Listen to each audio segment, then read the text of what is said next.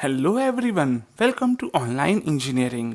पिछले सेशन में हम लोगों ने एनालिसिस किया था अपने सिंगली रेनफोर्स्ड बीम का, लेकिन उस बीम में हम लोग कितना स्टील प्रोवाइड कर रहे हैं इसके हिसाब से यहाँ पर सेक्शंस भी अलग अलग तरह के हो सकते हैं। जैसे सबसे पहला सेक्शन जो है that is your balanced section. अब बैलेंस्ड सेक्शन जैसा कि नाम बता रहा है, इसका क्या मतलब है कि सब कुछ बैलेंस में है। सब कुछ मतलब क्या? तो भैया हमारे आरसीसी स्ट्रक्चर में है कंक्रीट और स्टील, ये दोनों ही एक दूसरे के बैलेंस में है। दैट मीन्स कि जितना आपको स्टील सच में रिक्वायर्ड था आपने उतना ही दिया। इसका इम्पैक्ट क्या होता है? इसका इम्पैक्ट ये होता है कि स्टील और कंक्रीट दोनों में ही मैक्सिमम परमिसिबल स्ट्रेस एक साथ ही आता है, साइमल्टेनियसली आता है। और यही सेम डेफिनेशन हमने लिखी थी इसके पहले limiting depth of neutral axis निकालने के लिए भी। इसका मतलब मैं ये बोल सकता हूँ कि बैलेंस सेक्शन में जो न्यूट्रल एक्सेस की डेप्थ होगी वो कुछ और नहीं बल्कि क्या होगी, लिमिटिंग डेप्थ ही होगी।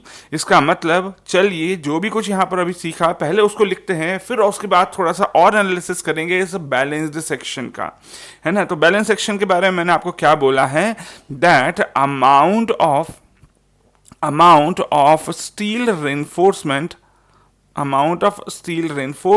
given is such that both steel and concrete reaches their maximum permissible stress और इवन स्ट्रेन। हम दोनों की बातें कर सकते हैं क्योंकि मैंने स्ट्रेस भी बताया है आप लोगों को और स्ट्रेन भी कितना होता है मैक्सिमम परमिसिबल ये भी बताया है, दोनों में ही, स्टील और कंक्रीट दोनों में ही। ठीक है, तो चाहे आप स्ट्रेस लिख दो चाहे आप स्ट्रेन लिख दो, बात एक ही है ना, साइमल्टेनियसली। ठीक है, इसका मतलब कि भैया जितना एग्जैक्टली आपको स्टील चाहिए था आपने उतना ही प्रोवाइड किया है। तो ऑब्वियसली बात है, जो भी आप लोगों ने लिमिटिंग स्ट्रक्चर के लिए, लिमिटिंग डेप्थ के लिए स्टडी करा था डायग्राम, एग्जैक्टली वही डायग्राम आप स्ट्रेन का यहाँ पर भी बना सकते हो। मतलब स्टील में मैक्सिमम स्ट्रेन कितना हो जाएगा, that is 0.002 plus 0.87 FY divided by ES। और कंक्रीट में मैक्सिमम स्ट्रेन कितना है, तो that is equal to be 0.0035। अच्छा, एक और बात, दोनों में ही जो मैक्सिमम स्ट्रेन है वो इकट्ठा पहुंचेगा कहाँ, उनकी परमिसिबल लिमिट्स तक। तो भैया कंक्रीट में परमिसिबल लिमिट कितनी है वो आप लोग को ऑलरेडी पता है, that is nothing but that is 0.446 FCK design, है ना। इसी के अलावा अगर मैं बात करता हूं हमारे स्टील में, तो स्टील में मैक्सिमम वैल्यू कितनी परमिटेड है, दैट इज 0.87 FY, है ना। तो यहां पर दूसरा पॉइंट क्या लिख सकता हूं, that both steel and concrete will feel simultaneously, will start feeling simultaneously. ठीक है, तो ये चीज क्लियर यहां पर आई होप आप सबको हो गई है ना। अच्छा, बैलेंस सेक्शन के अगर आप एनालिसिस कर रहे हो तो देखो मैंने आप लोगों को स्ट्रेस भी बता दिया, मैंने आपको स्ट्रेन भी बता दिया। हाँ, यहाँ पर डेप्थ ऑफ न्यूट्रल एक्सेस जरूर बच जाता है। तो डेप्थ ऑफ न्यूट्रल एक्सेस देखो कोई भी केस में मैंने लिखा था एज XU, लेकिन अगर मैं बैलेंस सेक्शन की बात कर रहा हूँ तो ये कुछ और नहीं, XU लिमिटिंग के ही इक्वल रहने वाला है। और इवन जो मोमेंट ऑफ रेजिस्टेंस होगा वो भी किसके बराबर होगा, MU लिमिटिंग के ही इक्वल होने वाला है। अच्छा, ऐसे फेलियर को हम क्या बोल देते हैं, such a failure is known as balanced failure. बिल्कुल ये पूछा जा सकता है बैलेंस्ड फेलियर कैसे सेक्शन में होगा, that will be in your balanced section. अच्छा, यहां पर देखिए पहली चीज तो हो गई कि भैया स्टील एग्जैक्टली आपने उतना ही दे दिया जितना चाहिए था। दूसरा और क्या केस हो सकता है आप स्टील का भी कम दे दो, हो सकता है स्टील ज्यादा दे दिया। तो अगर आपने कम दे दिया है स्टील देन द रिक्वायरमेंट तो उसको बोल देंगे अंडर रेनफोर्स्ड सेक्शन, और अगर आपने ज्यादा स्टील दे दिया है देन द रिक्वायरमेंट तो उसको बोल देंगे as the over reinforced section. तो चलिए खैर इसी को थोड़ा सा आगे बढ़ाते हैं और यहाँ पर लिख देते हैं हम लोग सेकंड को भी। ठीक है, तो सेकंड को भी मैं यहीं लिख देता हूँ, इसके पहले इसको थोड़ा सा इतना रख देता हूँ कि आप पढ़ते बन जाए आपको, ठीक है। तो नेक्स्ट पार्ट पढ़ते हैं यहाँ पर। सेकेंड पार्ट मैंने आपको क्या बोला, that is your under reinforced section, ठीक है। तो अंडर रेनफोर्स्ड सेक्शन का मतलब क्या है, पहले तो बहुत इजीली आप ये बोल सकते हो अंडर रेनफोर्स्ड सेक्शन का मतलब ये है कि आपने जितना भी यहाँ पर स्टील की रिक्वायरमेंट थी लिमिटिंग केस में, आपने उससे कुछ कम दिया है रेनफोर्समेंट। तो मैं यहाँ पर लिख देता हूँ that reinforcement steel provided, reinforcement steel provided is less than required, ठीक है, इज लेस देन रिक्वायर्ड। सबसे पहली बात तो ये समझ में आती है, अंडर इन्फोर्स जहां बोल दिया इसका मतलब इतना तो क्लियरली समझ में आता है कि भैया आपने रेनफोर्समेंट कम दिया है। अच्छा, कम दिया है तो ये बताओ, जो भी कम होगा वही पहले फेलियर होगा, है ना। जो भी कम है उसका फेलियर पहले होगा, यस और नो। अगर आपने लेटर सपोज स्टील ज़्यादा दे दिया तो स्टील तो फेल होना नहीं है। तो अगर स्टील कम दिया तो स्टील पहले फेल होगा, कंक्रीट बाद में फेल होगा, है ना। तो मैं यहाँ पर लिख सकता हूँ that failure begins with the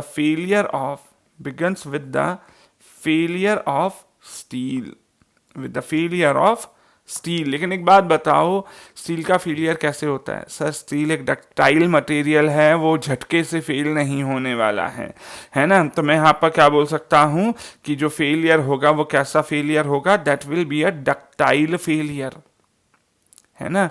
या इंडिकेटिंग अच्छा, डक्टाइल फेलियर मतलब क्या, डिफॉर्मेशन ज़्यादा होगा।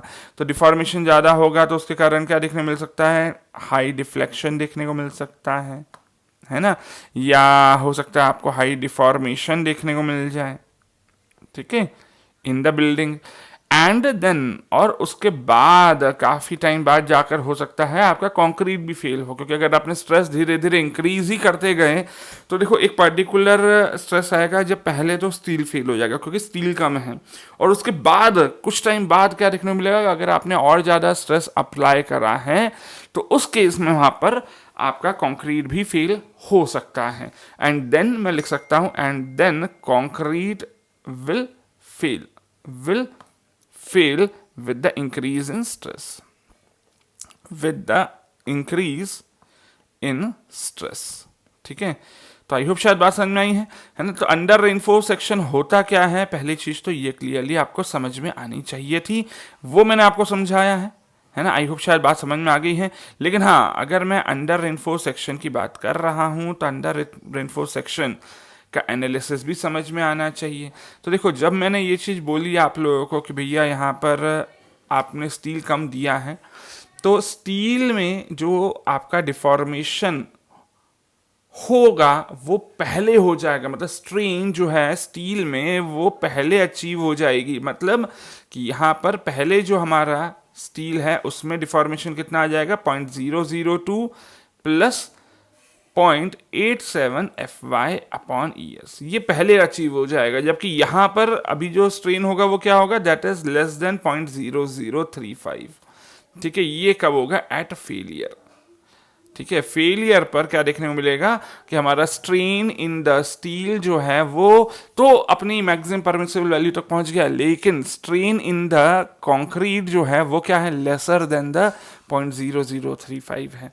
इन द सेम वे मैं यहां पर बोल सकता हूं क्या, that the stress in concrete will be lesser than 0.446 FCK at the time of failure, but stress in the steel will be equals to be your 0.87 AST, sorry AST नहीं, 0.87 FY, मुझे यहाँ पर सिर्फ स्ट्रेस लिखना था, at the time of failure, ठीक है। तो यहाँ पर जो मेनली फेलियर होगा, क्योंकि अगर आपने स्टील कम दिया तो स्टील पहले फेल होगा, तो स्टील की ही मैक्सिमम स्ट्रेस और स्ट्रेन पहले अचीव हो जाएंगे, ठीक है। तो ऑब्वियसली बात है, यहाँ पर आप क्या बोल सकते हो कि सर क्योंकि स्टील डिफॉर्म होगा, जैसे स्टील डिफॉर्म होगा, कंक्रीट क्या था, कंक्रीट उसके साथ क्या था, बॉन्डिंग्स बनाकर रखा था, ठीक है। तो यहां पर आपको इस पर्टिकुलर डिफॉर्मेशन के कारण कुछ प्रायर वार्निंग देखने को मिल जाएगी। तो मैं यहां पर लिख सकता हूं that prior warning is observed due to the deformation, ठीक है। Before the crushing of concrete, before the crushing of concrete. और ये जो प्रायर वार्निंग होगी ये कैसी होगी, डिफॉर्मेशन वाली होगी, डिफ्लेक्शन वाली होगी, या बोल सकते हो आपको क्रैक्स दिखेंगे पहले, क्योंकि आपका स्टील डिफॉर्म हो गया लेकिन जो कंक्रीट है वो अभी फेल नहीं हुआ होगा। लेकिन अगर प्रायर वार्निंग आ रही है इसका मतलब ये मेरे लिए तो अच्छा है कि भैया चलो मैं उस पर्टिकुलर बिल्डिंग या उस स्ट्रक्चर को खाली कर दूं, अबैंडन कर दूं। इसीलिए ऑब्वियसली इस पर्टिकुलर अंडर रेनफोर्स्ड सेक्शन को आप ज़्यादा प्रेफर करते हो। तो लिख देता हूं under reinforced section is preferred, is more preferred. क्यों प्रेफर करा हमने यहाँ पर, बिकॉज सर ऐसे केस में हम लोगों को प्रायर यहाँ पर इंडिकेशंस मिल जाते हैं बिफोर द फेलियर। ठीक है, क्लियर है यहाँ तक की बातें। अच्छा अब एक बात समझाओ जरा मुझे यहाँ पर कि सर इस केस में ये जो डेप्थ ऑफ न्यूट्रल एक्सिस थी, है ना, ये जो एक्सयू है, ये एक्सयू हमारे एक्सयू लिमिटिंग से ज़्यादा होगी कि कम होगी। तो ये सवाल का जवाब देने के लिए पहले आप कंपेयर करो जरा हमारे कौन से डायग्राम से, डायग्राम ऑलरेडी बना हुआ इस वाले डायग्राम से। देखो इस डायग्राम में ये जो ट्रायंगल है ऊपर वाला और ये नीचे वाला ट्रायंगल है, ये दोनों को हमने सिमिलर ट्रायंगल मानते हुए ही एक्सयू लिमिटिंग की वैल्यू निकाली थी। तो दिस वाज योर एक्सयू लिमिटिंग, ये हम लोगों को पता है। ठीक है, ये हम लोगों को ऑलरेडी पता है, पिछले सेशन में भी देखा था हमने, है ना। लेकिन अब एक बात समझो जरा, ये ट्रायंगल जो है, ये ट्रायंगल इस केस में बड़ा है बैलेंस सेक्शन में as compare to this triangle. क्यों? क्योंकि तो देखो इधर जो स्ट्रेन है वो कितना है 0.0035, लेकिन अंडर इन्फोर्स में सेक्शन में ये स्ट्रेन कितना है, लेसर देन 0.0035। तो ऑब्वियसली बात है मैं क्या बोल सकता हूं, that this triangle will be smaller, this triangle is smaller for under reinforced section, हाँ या ना, smaller for under reinforced section as compared to balanced section, yes और नो। और सर अगर ऐसा है कि भैया ऊपर वाला ट्रायंगल छोटा है, इसका मतलब कि ऊपर वाले ट्रायंगल की ये जो साइड होगी ये भी तो छोटी होगी, हाँ या ना। तो इसका मतलब मैं क्या बोल सकता हूं कि एक्स यू की वैल्यू इस केस में क्या रहेगी, it will be lesser than the x U limiting, हाँ या ना। तो ये एक इंपॉर्टेंट यहाँ पर ऑब्जर्वेशन है जो आपको याद रखना है, ऊपर ही लिखा है, इसके अलावा यहाँ पर नीचे भी लिख देता हूँ आप लोगों के लिए, बिकॉज देखो अगर न्यूमेरिकल्स की बात कर रहे हो ना तो न्यूमेरिकल्स में ये बिल्कुल काम आता है। हम लोग यहाँ पर चेक करते हैं कि हमारा जो सेक्शन बन रहा है वो अंडर इन्फोर्स्ड है कि नहीं। तो वो चेक कैसे करोगे आप लोग कि भैया अपनी जो न्यूट्रल एक्सिस आ रही है कि वो न्यूट्रल एक्सिस की डेप्थ हमारे लिमिटिंग न्यूट्रल एक्सिस की डेप्थ से कम होनी चाहिए, तब मैं उसको बोल दूंगा as the under reinforced section.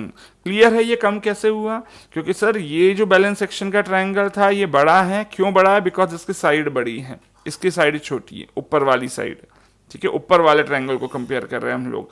ठीक है, तो ऑब्वियसली बात है सर यहाँ पर अगर ये वाली साइड छोटी है तो वर्टिकल वाली साइड भी छोटी होगी as compare to this side, है ना। तो इसका मतलब ये एक्स यू की वैल्यू क्या होगी, एक्स यू लिमिटिंग से छोटी होगी। क्लियर है, ये बहुत सिंपल, ये आप लोगों को समझ में भी आना चाहिए और याद भी रखना है भाई। अच्छा इसी के अलावा जो मैंने यहाँ पर आपको बोला कि ये फेलियर को हमने डक्टाइल फेलियर बोला है, डक्टाइल फेलियर के अलावा और भी नाम है ना। तो इसको हम लोग क्या बुला लेते हैं एज, पहला नाम तो मैंने आपको दे ही दिया, दैट इज डक्टाइल फेलियर। इसी के अलावा दूसरा नाम क्या है, दैट इज टेंशन फेलियर, क्योंकि भैया यहाँ पर स्टील पहले फेलियर हो रहा है। और इसी के अलावा इसका एक और नाम दिया जाता है, that is your secondary compression failure. ठीक है, तो सेकेंडरी कंप्रेशन फेलियर भी इसको नाम दिया जाता है। क्योंकि देखो एग्जाम्स में आपको हो सकता है फेलियर का नाम ही देकर आपको ऑप्शन में लिख कर दे दे। ठीक है, तो नाम भी बिल्कुल इंपॉर्टेंट हो जाता है अगर आप लोग ऑब्जेक्टिव एग्जाम्स में अपीयर कर रहे हो तो। चलिए अब आगे बढ़ते हैं। यहाँ पर थर्ड तरह का सेक्शन कौन सा हो सकता है, तो वो मैं आपको ऑलरेडी बता चुका हूँ, that is over reinforce section होगा। तो नेक्स्ट यहाँ पर थर्ड तरह का जो सेक्शन है मेरे पास, that is over reinforced section. ठीक है, ओवर रेनफोर्स्ड सेक्शन का मतलब क्या है?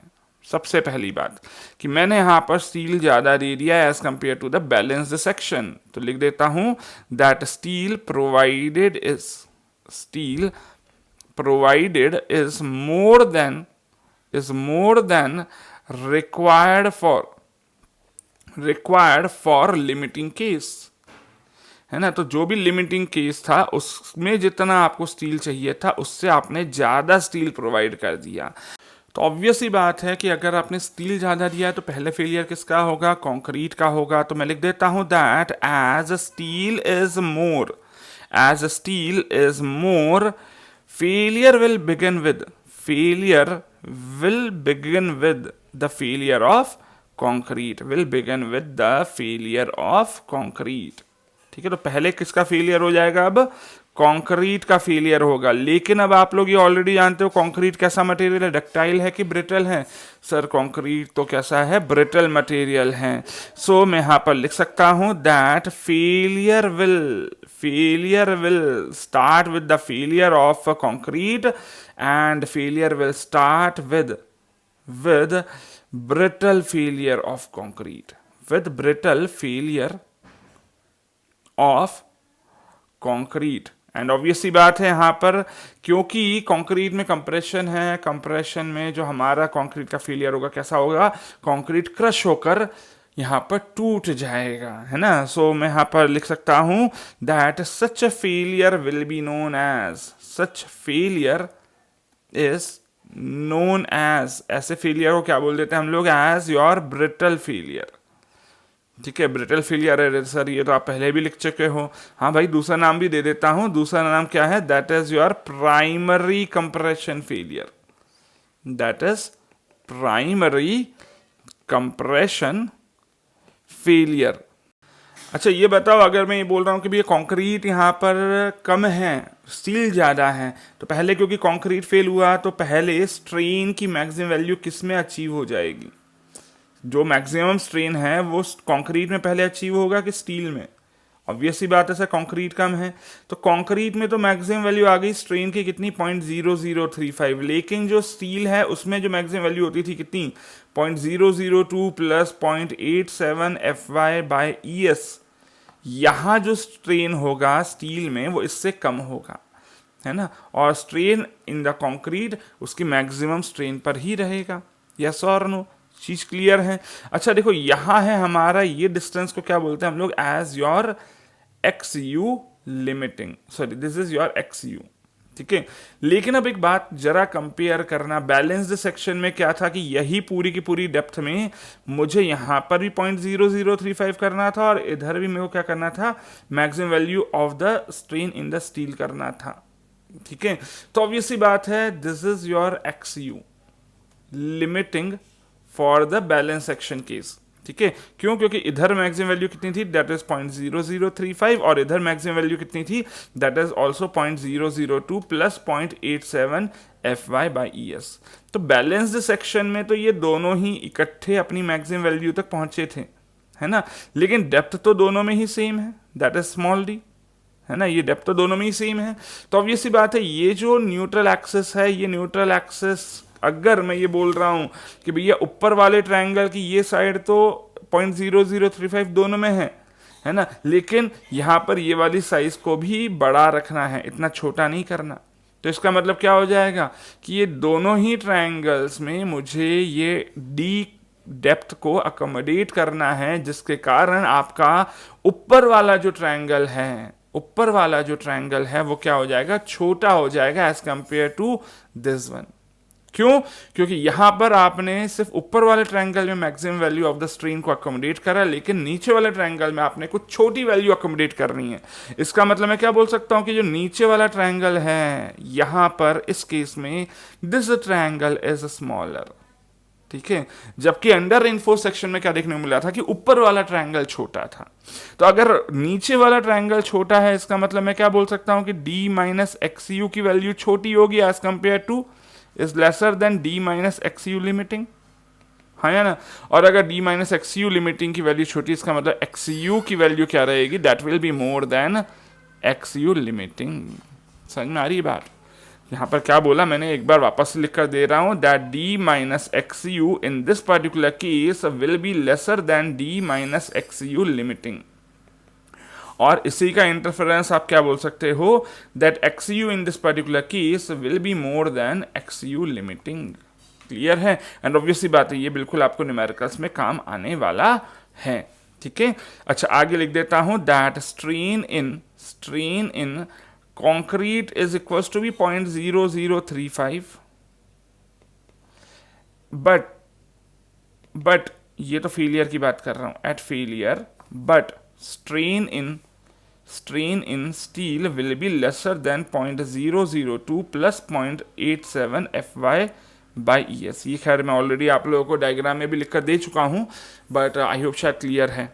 ठीक है, अच्छा यहाँ पर ध्यान देना कि भैया कोई भी आपको प्रायर वार्निंग नहीं है, कोई भी प्रायर वार्निंग नहीं है, क्योंकि पहले कंक्रीट फेल हुआ। कंक्रीट का फेलियर कैसा होता है, डक्टाइल होता है, सडन फेलियर होता है। तो अगर कोई प्रायर वार्निंग नहीं है, इसका मतलब ऐसे ओवर रेनफोर्स सेक्शन को आप प्रेफर नहीं करोगे। So as no prior warning is observed, as no prior warning is observed, मैं क्या बोल सकता हूं, that over reinforced section is not preferred. ठीक है, तो पूछा जा सकता है बिल्कुल आपको इंटरव्यूज में कि भैया ओवर इन्फोर्स सेक्शन हम लोग क्यों नहीं बनाते, क्योंकि सर अगर ओवर इन्फोर्स्ड सेक्शन में फेलियर हुआ तो वो कंक्रीट की वजह से पहले फेलियर होगा, और ऐसे केस में हमें कोई भी प्रायर वार्निंग नहीं मिलेगी कि हम लोग उस स्ट्रक्चर का यूज करना बंद कर पाए। ठीक है, बाकी हाँ, अगर आप लोगों को कंपेयर करना हो कि यहाँ पर इन तीनों ही तरह के सेक्शंस में डेप्थ क्या रहेगी, थोड़ा सा पहले कोशिश करता हूं कि ये छोटा हो पाए। नहीं सर, ये छोटा नहीं हो पाएगा, तो हम लोग नेक्स्ट स्लाइड पे ही देखते हैं। सो देखो, अगर मैं कंपेयर करने जाता हूं यहां पर डेप्थ्स को, तो ये था, let us suppose this is our balance section, ये हमारा बैलेंस सेक्शन था। ठीक है, बैलेंस सेक्शन में लेट अस सपोज आपने ये 3 बार्स प्रोवाइड करे थे नीचे। ठीक है, and this is your balance section. But अगर आप यहां पर स्टील कम देते हो तो कंक्रीट आपको बढ़ाना पड़ेगा, है ना। तो स्टील अगर कम दे रहे हो, मतलब कौन सा वाला सेक्शन, अंडर रेनफोर्स सेक्शन। ठीक है, तो स्टील अगर आपने कम दे दिया, लेटर सपोज यहाँ पर 4 दिए आपने बार्स बैलेंस सेक्शन में, तो अंडर रेनफोर्स में आपने 3 बार दिए। ठीक है, लेकिन अंडर रेनफोर्स्ड सेक्शन के यहाँ पर जो आपको डेप्थ देखने को मिलेगी वो क्या मिलेगी, ज़्यादा देखने को मिलेगी। बट वहीं अगर मैं कंपेयर करता हूँ ओवर रेनफोर्स्ड सेक्शन को, तो ओवर रेनफोर्स सेक्शन की डेप्थ क्या रहेगी, कम रहेगी। क्यों, क्योंकि आपने यहाँ पर स्टील ज़्यादा दे दिया तो कंक्रीट ज़्यादा देने की जरूरत नहीं पड़ेगी, है ना। So this is your over reinforced section. ठीक है, कंपैरिजन बिल्कुल आपको क्लियरली समझ में आना चाहिए, है ना। तो एक काम करता हूँ, इन तीनों को ही इकट्ठा यहाँ पर सिलेक्ट करके छोटा करके यहाँ पर आपके लिए साथ में कंपैरिजन के लिए रख देता हूँ। बिल्कुल ये सारी चीज़ें आपको समझ में आनी चाहिए, एंड आई होप आपको समझ में आई भी है। लेकिन हाँ, यहाँ पर एक और इम्पॉर्टेंट बात है, क्योंकि हम लोग जब बीम की डिज़ाइनिंग करते हैं तो वहाँ पर टर्म आती है हम लोगों को कवर की वैल्यू। न्यूमेरिकल्स में कई बार डायरेक्टली कवर की वैल्यू दे दी जाती है, या फिर कई बार आपको खुद ही कवर की वैल्यू एज्यूम करनी पड़ती है। तो कवर क्या होता है और उसकी वैल्यू क्या ली जाती है, चलिए अब ये समझते हैं। तो जहां मैं कवर की बातें कर रहा हूं, cover is nothing but that is actually provided for the durability of concrete, है ना। तो यहाँ पर कवर प्रोवाइड करना है, तो ड्यूरेबिलिटी ऑफ कंक्रीट भी चलिए लगे हाथ समझ ही लेते हैं। देखिए, ड्यूरेबिलिटी का मतलब बहुत सिंपल सा है कि अलग अलग वेदर में भी हमारा कंक्रीट का जो डिटोरिएशन है वो ना हो। अब अलग अलग एनवायरनमेंट मतलब क्या है, तो एनवायरनमेंट का एक्चुअली इफेक्ट पड़ता है कंक्रीट में, क्योंकि कंक्रीट के अंदर छोटे छोटे से पोर्स होते हैं जिसके कारण परमेबिलिटी आती है। तो ये परमेबिलिटी के कारण जो इम्प्योरिटीज़ है, चाहे वो पानी हो, सराउंडिंग का रेनफॉल वाटर हो, या ऑक्सीजन जो कि हमारा ऑक्सीडेशन कॉज कर सकता है, कार्बन डाइऑक्साइड जो कि कार्बोनेशन कॉज कर सकता है, या फिर क्लोराइड्स, सल्फेट्स वगैरह हमारे कंक्रीट के अंदर एंटर कर सकते हैं थ्रू दीज पर्टिकुलर पोर्स।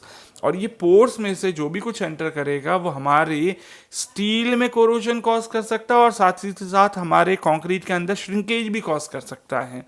तो इसके कारण एक्चुअली हमारा कंक्रीट या फिर हमारा रिइंफोर्स स्ट्रक्चर डिटोरिएट हो सकता है ना। तो अगर मेरे को ड्यूरेबिलिटी ऑफ कंक्रीट बचानी है, तो मुझे ये जो परमेबिलिटी ऑफ कंक्रीट है कि वहाँ हमारे कंक्रीट के सरफेस से कुछ भी एंटर करके हमारे रिइंफोर्समेंट तक पहुँच सकता है, ये मुझे रोकना पड़ता है ना। तो चलिए पहले यहाँ पर बात समझते हैं, व्हाट इज ड्यूरेबिलिटी। ड्यूरेबिलिटी वैसे मैं आपको ऑलरेडी बता चुका हूँ कि एक ड्यूरेबल कंक्रीट का मतलब क्या है, जो कि वर्किंग एनवायरनमेंट में without any decrease in the service life काम कर पाए। सो लिख देते हैं यहाँ पर, that is the property of, that is the property of concrete to resist the weathering effect, to resist the weathering effect of surrounding environment, weathering effect of surrounding environment। ठीक है। अच्छा, यहाँ पर मैंने आपको बोला कि भैया एनवायरनमेंट से अगर बचाव है, मतलब रेजिस्टेंस है, तो ऑब्वियस ही बात है यहाँ पर सर्विस लाइफ भी डिक्रीज नहीं होगी। सो लिख देता हूँ, without any decrease, without any decrease in the service life, in the service life of the concrete। ठीक है, चलिए इतनी बात क्लियर है। ड्यूरेबिलिटी होती क्या है, यहाँ पर ये चीज़ क्लियर है। अब सवाल ये आता है, सर ये ड्यूरेबिलिटी मतलब ये जो वेदरिंग इफेक्ट है ये हमारे कंक्रीट को कैसे अफेक्ट करता है। तो यहाँ पर लिख देता हूँ, that main factor influencing durability is the permeability of concrete, is the permeability of concrete that allows the ingression or entry of, entry easy language लिख देता हूँ भाई आप लोगों के लिए, एंट्री ऑफ वाटर, या फिर हो सकता है ऑक्सीजन एंटर कर जाए, या हो सकता है आपका सल्फर एंटर कर जाए, या हो सकता है कार्बन डाइऑक्साइड एंटर कर जाए, या हो सकता है क्लोराइड्स एंटर कर जाए, है ना। तो ऑब्वियसली बात है, ड्यूरेबिलिटी इंक्रीज करने के लिए क्या करना पड़ेगा, मुझे ज़्यादा बड़ा surface for the protection of reinforcement देना पड़ेगा, है ना। तो यहाँ पर लिख देता हूँ, which may cause, इधर आगे ऊपर लिख देते, कंटिन्यू कर लेते, which may cause the corrosion of reinforcement or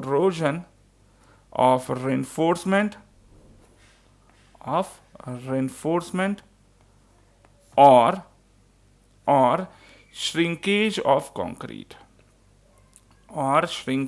of concrete, ठीक है। अच्छा, यहाँ पर दूसरी बात क्या बोलना था मेरे को कि भाई मुझे यहाँ पर ड्यूरेबिलिटी को बढ़ाना है। To increase the durability we increase the cover of concrete to reinforcing steel. हम लोग क्या कर देते हैं कि जो स्टील है उसके पहले हम लोग कुछ कंक्रीट की थिकनेस ज़्यादा प्रोवाइड कर देते, ताकि हमारा जो स्टील है उस पर ज़्यादा इफेक्ट ना पड़े। मतलब क्या है कि अगर लेट सपोज, चलिए अलग यहाँ पर डायग्राम बनाऊंगा, या चलिए इस डायग्राम को यहाँ पे ही बना देता हूँ कि अगर ये आपका बीम है और यहाँ पर आपको कुछ रेनफोर्समेंट प्रोवाइड करना है, ठीक है। तो लेट सपोज ये आपने रेनफोर्समेंट प्रोवाइड करा, ये रेनफोर्समेंट आपने प्रोवाइड करा।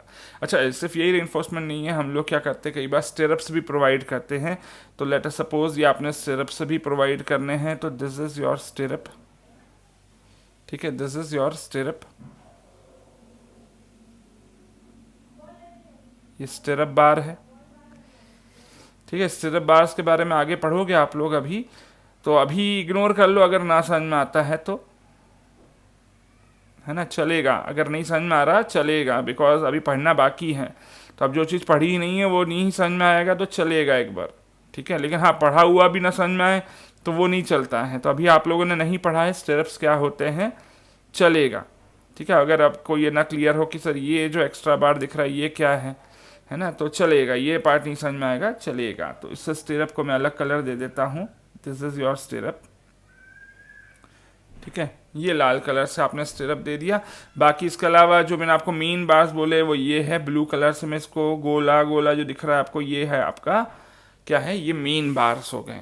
ठीक है, अब ये चीज़ तो क्लियर है यहाँ पर से। अच्छा, ये भी दिख रहा है साफ साफ सर, ये डायग्राम में इस तरफ से कवर कम है ना, तो इसको भी बढ़ा देता हूँ वापस से, इक्वल इक्वल होना चाहिए ना दोनों तरफ।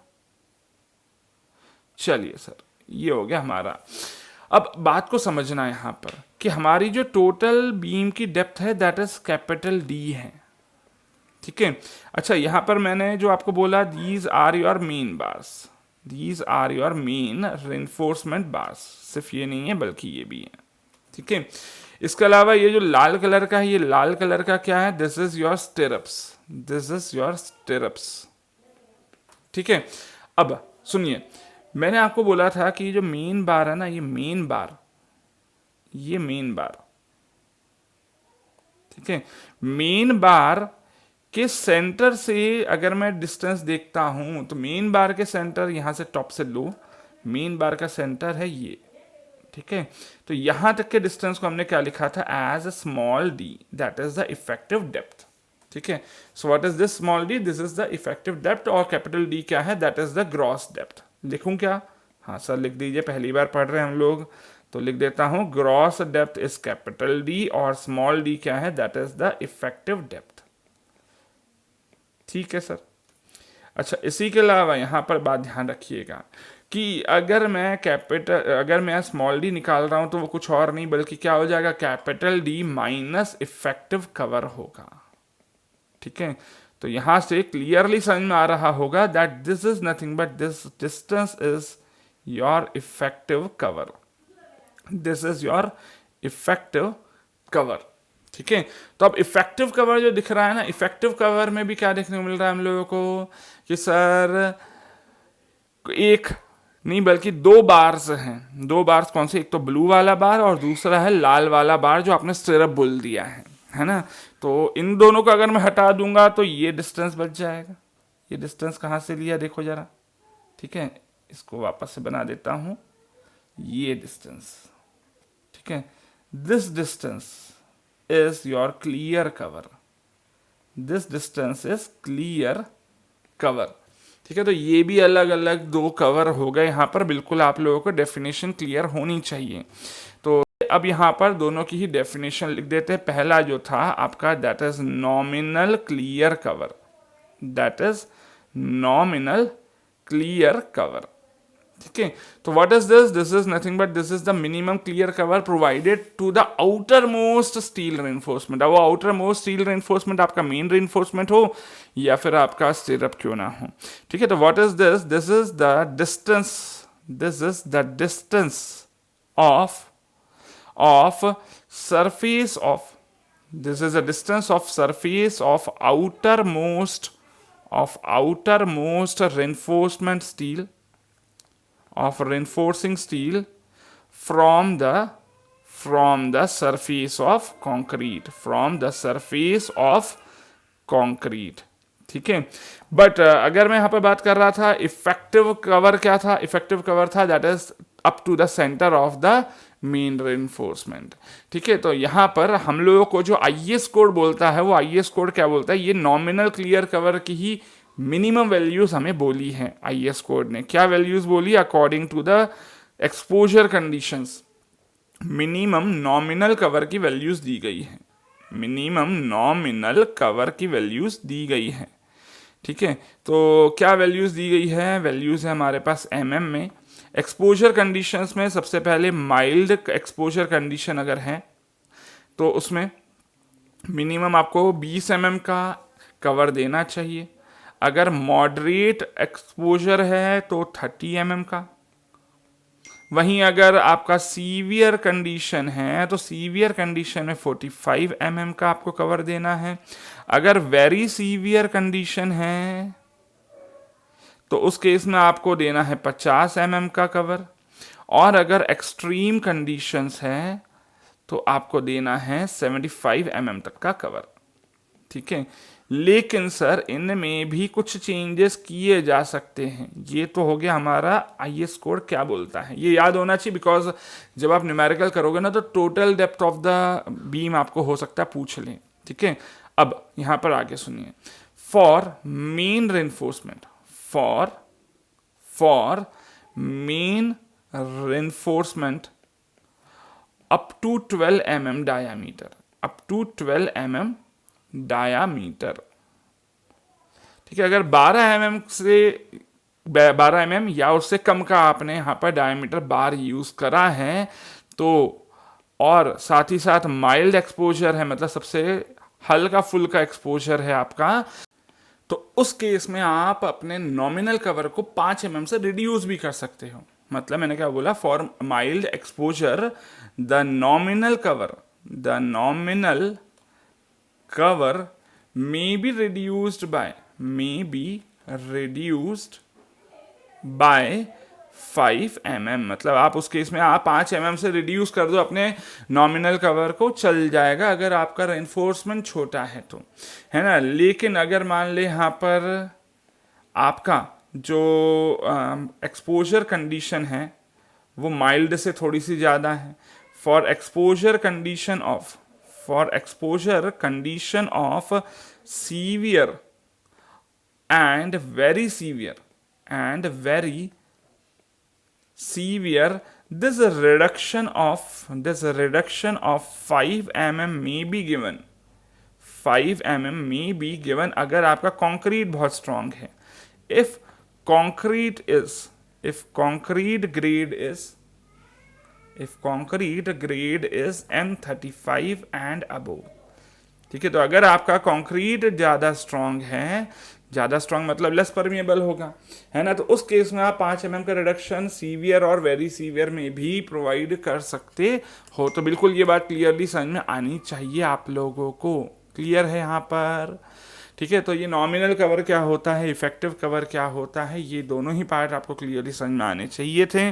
वो मैंने आपको यहाँ पर इस पर्टिकुलर सेक्शन में बताया। इसके अलावा under enforced, over enforced, balance section क्या होता है ये मैंने आपको समझाया है। बट हाँ, इस सिंगली रिइंफोर्स्ड बीम पर न्यूमेरिकल्स कैसे आते हैं, अलग अलग पैटर्न के न्यूमेरिकल्स होते हैं, कैसे उन न्यूमेरिकल्स को सॉल्व करना है, वो न्यूमेरिकल के साथ साथ ही मैं आपको स्टेप से समझाते चलूँगा और न्यूमेरिकल्स को अपने एग्जाम्पल के तौर पे ले लूँगा। तो फिलहाल इस सेशन को मैं यहीं एंड कर रहा हूँ, मिलते हैं अगले सेशन में। Till then take care, bye bye.